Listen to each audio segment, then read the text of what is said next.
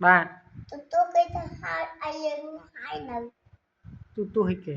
Tôi muốn nó. Thơ hay ta. Nó cái thật thì. Kì ọt squà lòng. Ở kì thử. Cái thứ là nó cái thứ tôi ôn này. Ba. Bơ bạn ấy nhắm nè. Bạn ấy nhắm. Bằng cá nịa. Cá nịa. Ý chơi nhầm cho cá play nịa tiết. Nhầm mơ. Ngàn nhọt. Ủa chân tù tuột sân nó. Tại cho nó.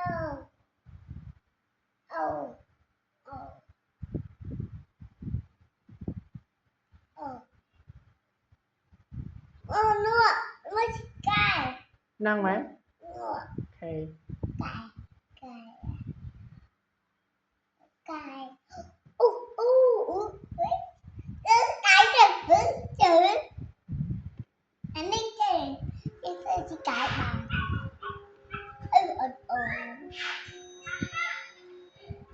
Giờ cá nịa mới nhầm hả?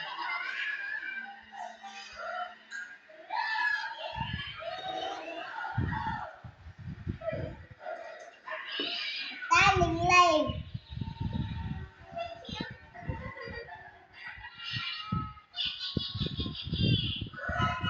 Thôi nhầm bà đá. Nhầm bà đá. Ý.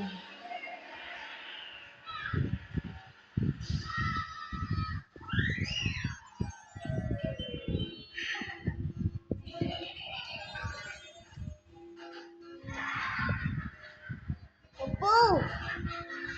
Ba. Buồn đang đứng lên nè. Nè, có ta mấy. Ta đứng lên.